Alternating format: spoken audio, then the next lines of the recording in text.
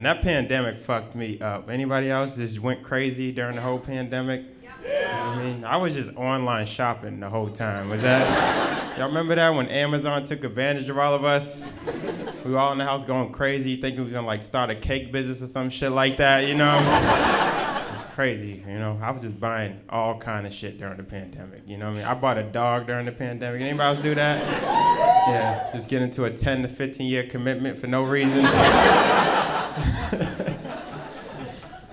For real. I love my dog too. I do love my dog, but I didn't realize how much danger I was putting myself in getting a puppy. I didn't know it was so dangerous to have a puppy, especially as a black man. It's real dangerous to have a puppy.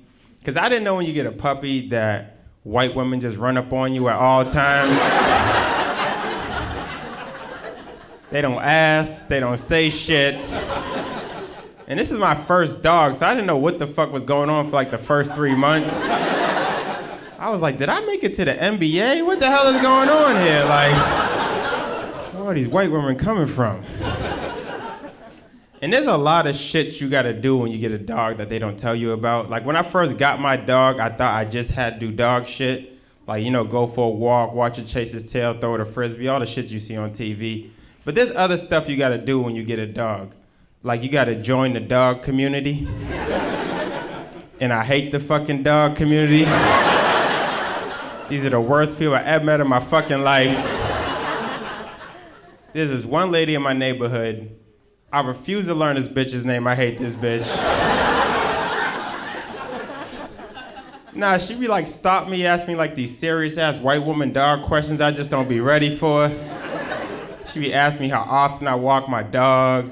Do I read them bedtime stories at night? Ask if I got stupid shit like pet insurance. What the fuck is that, pet insurance? I had never heard of that shit, pet insurance. I'm like, bitch, I barely got insurance, all right? This dog gets a bill more than $300. This dog is dead. I'm sorry, that's my cutoff is $300. Fuck, you know when you see people walking a dog with a cone around his neck? I won't let it get that far, I'm sorry.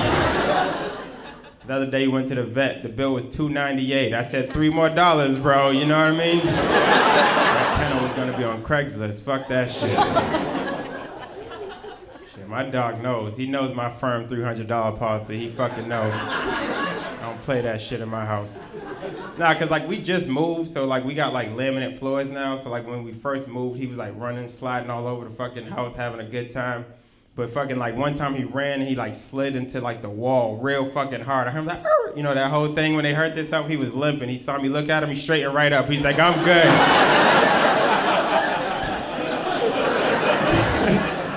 He knows I don't play that shit. I hate that lady though. You know why? Cause she's one of these rescue dog people. You know those people, rescue dog people? Like the snobs of the dog community. Hate rescue dog people because they always try to make you feel bad that you didn't get a rescue. You know what I mean? They like, why didn't you just get a rescue? You should have got a rescue. There's so many homeless dogs out there. Why didn't you just get a rescue? It's like, because I wanted a brand new fucking dog. That's why. Why the fuck would I buy a used dog for? It's not a rescue, it's recycled. That's what it is. Refurbished at best. Hate rescue dog people. Because they always know the whole history about the dog and they can't wait to tell you about it. The dog's always from somewhere where there's only black or Spanish people. Like, yeah, we got it from Mexico. He had a real bad coat problem when we first got him. Like, you know, we took him to rehab, the pet insurance paid for the whole thing. You know what I mean? Oh, shit. Everybody here vaccinated? Everybody? I got that shit as soon as it came out. I was that guy. I didn't wait for the science to come out. I didn't give a fuck. I figured I didn't put so much poison in my body throughout the years. This is just like one more thing. You know what I mean? You know how many times I order shit with like extra bacon on it? You know what I mean? That's why I hate anti-vax people. If there's any in here, fuck y'all. You know what I mean? Like, shit could have been over a year ago.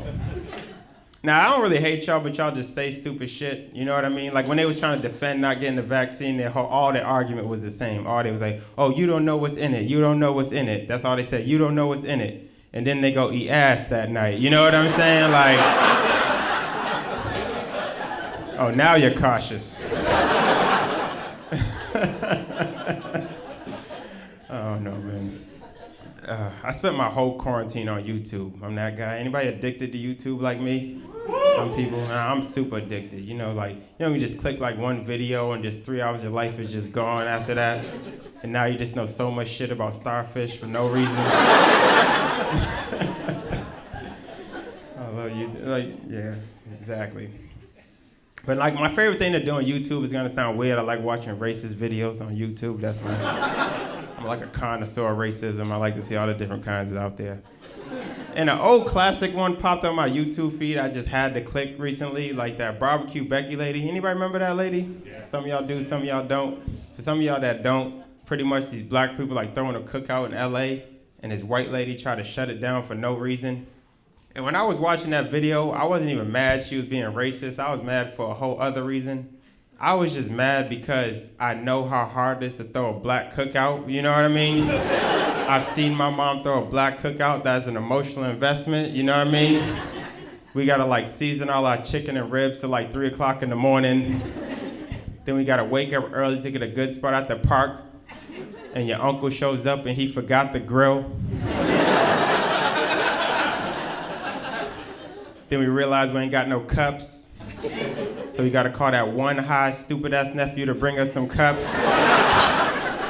And this nigga shows up with 1 pack of cups. Now everybody gotta write their name on their cup. Cause my aunt started the OnlyFans page. I can't drink off that bitch no more. It's just not safe. And then the person I was supposed to bring the tables to the whole cookout, he makes up some bullshit ass excuse and bails on the whole cookout at the last minute. So now my mom is scrambling trying to get some tables to this cookout. Then she got to end up calling some guy that's been trying to fuck us since high school to bring us some tables. I mean, who else got a pickup truck? You know what I mean? Sacrifices got to be made. Oh no, but I kind of understand why that white lady try to shut that cookout down. I do, because I gotta white people, y'all don't give cookouts the same respect as black people. Y'all just don't. I got a son, he go to school with a lot of white kids, so sometimes I get invited to bullshit white cookouts that I don't have to go to. But they sent me an e-vite, so I gotta go. I don't know how the fuck they got my email. Y'all don't give cookouts the same respect. There's something that happens at white cookouts I didn't even know existed. I didn't know white people bring experimental dishes to cookouts. Shit you never made before.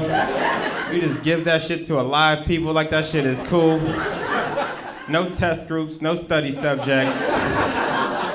Cookouts are like Wu-Tang concerts. We came in for the hits and that's it, you know what I mean? We don't want your 7-bean salads. Or your Rice Krispies made out of Captain Crunch. What the fuck is that shit about? And I learned about white women at white cookouts. I learned about the white woman psyche. I learned that a white woman cannot go to a cookout and see nobody ate her bullshit dish. So she spends the whole cookout pushing her dish on people throughout the cookout. Did you try that? Did you try that? I made that. Did you try that? No, bitch, your macaroni got dry cranberries in it. Why the fuck would I eat that shit? Keep that shit on Pinterest where it belongs. Oh, man. Oh, man, I'll say one more thing before I get out of here. You know I don't like about society no more, other than the obvious shit? I don't like how, women, don't like men no more. I hate how y'all hate men now. There's nowhere in society men are appreciated in the world, you know what I mean? And I think y'all should appreciate men. I'm not talking about, serious political issues. I'm talking about, basic shit. Even, sexually, appreciate your man, you know what I mean? Appreciate your man sexually, you know what I mean? Because I'm going to let you on a little secret that's only known amongst men. Anytime a guy's having sex with you for longer than 38 seconds, that's for you, all right?